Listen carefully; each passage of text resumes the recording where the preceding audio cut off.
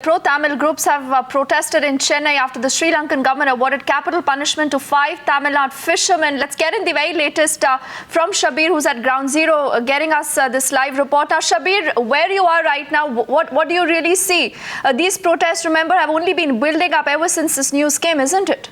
Well, even as fishermen have called off their protest temporarily, but the pro-Tamil groups are in no mood to relent. At least 150 organizations have joined together and they were planning to lay siege outside the Sri Lankan Deputy High Commission. But as of now, the police is trying to prevent them from marching towards the Sri Lankan Deputy High Commission, and the police says that if they march towards the Sri Lankan Deputy High Commission, then they will be arrested, and a lot of pro-Tamil group leaders have come here, and also the police is gearing up for the arrest. The vans and the buses have been brought here for the arrest, or preventive arrest of these pro-Tamil groups.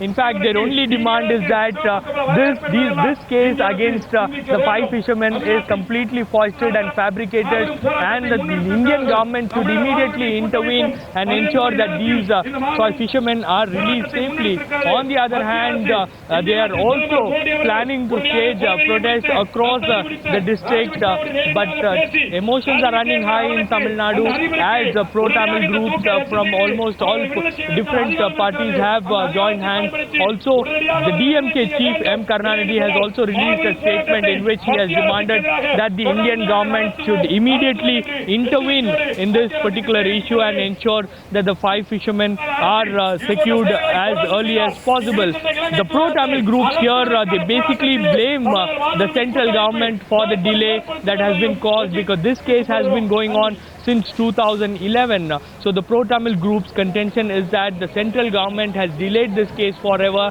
and that's why it has led to this situation, and the Sri Lankan court has granted them death penalty. So at this particular point, the pro-Tamil groups are extremely angry and agitated, and in fact all these pro-Tamil groups are somehow biased towards the AIADMK, but on the other hand they also blame the UPA government and the NDA government for the delay, and what their one particular demand at this point in time is that the centre should act immediately, and they should ensure that these people are released as early as possible. On the other hand, legally they are planning to take up this issue. They are planning to provide legal assistance to those who are fighting for the fishermen, and particularly yesterday when there was massive protest in Rameshwaram, both our central and state government have submitted the statements that the fisherman arrested by Sri Lankan naval is totally innocent.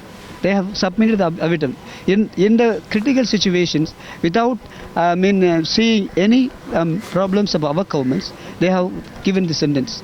So in this situation, this is the problem of not only the 5 fishermen's problem. This is the whole Indian problem.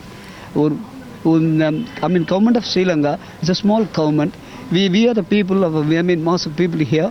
India is the largest country. Without having any opinions, this sentence has been given. To show that we are the boss over them.